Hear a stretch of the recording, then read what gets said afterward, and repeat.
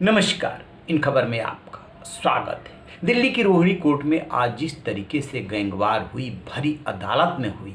जितेंद्र गोगी समेत 4 मारे गए। जितेंद्र गोगी कुख्यात गैंगस्टर है। उसके बाद ये सवाल उभरता है कि देश की राजधानी में क्या संगठित अपराध है, क्योंकि कहा यह जाता है कि आर्थिक राजधानी मुंबई में तो संगठित अपराध है, लेकिन दिल्ली में ऐसे संगठित गिरोह नहीं है। हाल के दिनों में कुछ लोकल गिरोह पनपे हैं। उन्हीं में से एक है सुनील मान उर्फ टिल्लू गैंग। ताजपुर का रहने वाला है, इसलिए टिल्लू ताजपुरिया भी बोलते हैं। और दूसरा है जितेंद्र गोगी, जो कि अलीपुर का रहने वाला है। दोनों आसी पास गांव हैं दिल्ली के, और उसे गोगी गैंग कहा जाता है। श्रद्धानंद कॉलेज में कभी दोनों पढ़ते थे और दोनों की अच्छी दोस्ती थी। वर्चस्व की कह सकते हैं अंदर खाने लड़ाई थी, लेकिन ऐसे गैंगवार नहीं थी। दोस्त थे दोनों। लेकिन 12-13 यानी कुल 8 साल पहले की बात है, छात्र संघ के चुनाव को लेकर के दोनों में लड़ाई शुरू हुई और उसका नतीजा ये हुआ कि पिछले 8 साल में दर्जनों लोग इसमें मारे जा चुके हैं, जिसमें कि आज की घटना सबसे बड़ी है, चूँकि भरी अदालत में हुई। और जो जितेंद्र गोगी है उसको दिल्ली पुलिस पेशी के लिए लाई थी। उस दौरान वकील के वेश में आए टिल्लू गैंग, जिसके बारे में कहा जा रहा है, अभी तो ये जांच का विषय है, वकील के वेश में आए 2 बदमाशों ने मार दिया। उसके बाद जवाबी कार्रवाई में पुलिस के वो दोनों बदमाश भी मारे गए। एक और मारे जाने की खबर है। कुल 4 लोग मारे गए हैं। तो इस गैंगवार में अभी तक क्या क्या हुआ, कितने मारे गए, सुनिए इस पर एक रिपोर्ट। सुनील मान उर्फ टिल्लू ताजपुरिया और जितेंद्र गोगी उर्फ गोगी दोनों श्रद्धानंद कॉलेज में एक साथ पढ़ते थे। वर्चस्व की अंदर खाने लड़ाई थी, लेकिन वैसे कोई गैंगवार नहीं था। दोनों अच्छे दोस्त भी थे। साल 2013 का वो मनहूस साल आया जब छात्र संघ के चुनाव को लेकर के जितेंद्र गोगी गैंग ने 2 नौजवानों संदीप और रविंदर की गोली मार करके हत्या कर दी। संदीप और रविंदर टिल्लू के साथी और करीबी थे। बस यहीं से गैंगवार छिड़ गई और दोनों एक दूसरे के खून के प्यासे हो गए। साल 2004 में एक नई खिचड़ी पकी। पवन एक दबंग आदमी था और इस धंधे के लोग उसका नाम जानते थे। पवन के भाई दीपक की मुलाकात गोगी के रिश्ते की एक बहन से हुई और दोनों के बीच गहरा रिश्ता बन गया। गोगी को पता चला कि दीपक और उसकी बहन के बीच कुछ चक्कर है, तो उसने धमकियां भेजी, लेकिन दीपक नहीं माना। फिर 2015 की शुरुआत में दीपक और गोगी की कजिन के बीच बात इतनी आगे बढ़ी कि दीपक खुद को गोगी का जीजा तक कह दिया। इससे चिढ़ करके उसने दीपक का काम तमाम करने की योजना बनाई। कुलदीप टुंडा और जैली के साथ मिलकर गोगी ने एक दिन दीपक को सरेआम गोली मार दी। इस कत्ल को ऑनर किलिंग कहा गया, लेकिन यह एक और वजह बनी टिल्ली और गोगी के बीच दुश्मनी की, क्योंकि गोगी से बदला लेने के लिए पवन ने टिल्लू से हाथ मिला लिया। इसके साथ ही गोगी गैंग ने टिल्लू के साथी राजू चोर को भी 21 जनवरी 2015 को मौत के घाट उतार दिया। अब बारी थी टिल्लू के पलटवार की। टिल्लू से मतलब सुनील मान से।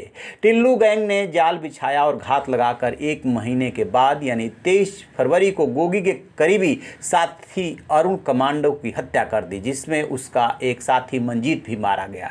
टिल्लू का बदला भी पूरा नहीं हुआ था। सोनीपत में गोगी गैंग से जुड़ा हुआ था निरंजन मास्टर। टिल्लू ने अपने साथियों को फिर जाल बिछाने को कहा और सोनीपत में निरंजन का काम तमाम कर दिया। अब गैंगवार पूरी तरह से शुरू हो चुकी थी। गोगी ने जवाब देते हुए टिल्लू के बेहद खास साथी विकास आलू के भाई सुमित को मारा।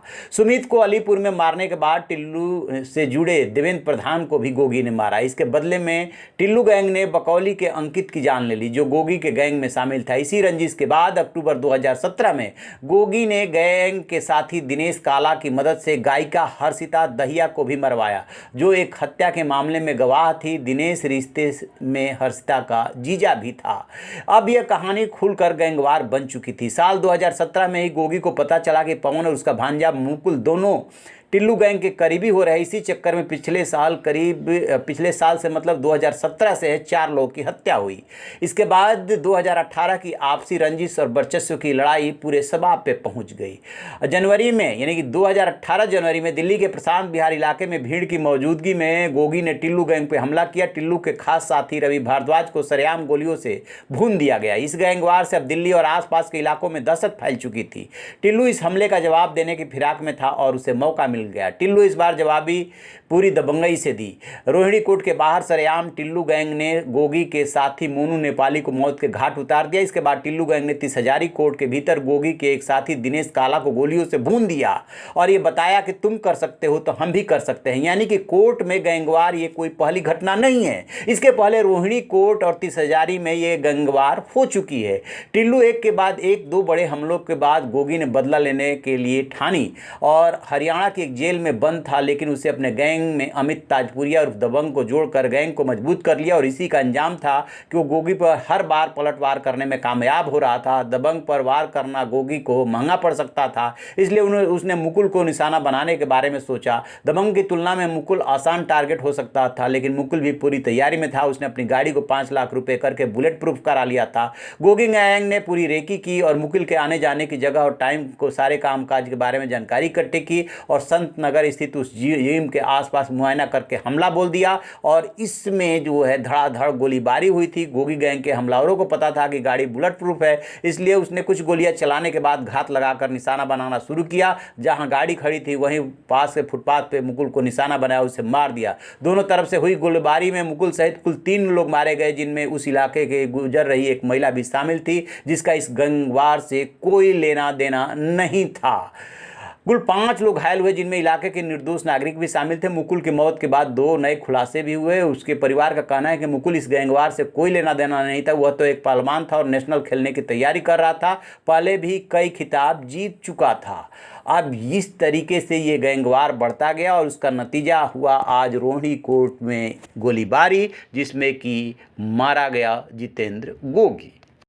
जैसा कि आपने सुना, इसमें लोक गायिका हर्षिता दहिया, एक आपको याद होगा 3 साल पहले की बात है, निर्दोष महिला मारी गई थी, रास्ते से जा रही थी और उसी दौरान जो है जिम के में आए हुए लोगों पे हमला हुआ था, उसमें वो भी मारी गई। खासा चर्चित हुआ था। ये बुराड़ी की घटना है। तो ये रहा दोनों की दोस्ती से दुश्मनी की कहानी और अभी नहीं पता कि ये कहाँ जाके ख़त्म होगी, क्योंकि स्वाभाविक सी बात है कि गोगी गैंग का भी कोई ना कोई अभी कमान संभालेगा। तो आप रहिए ना बेखबर, देखते रहिए इन खबर। Thank you.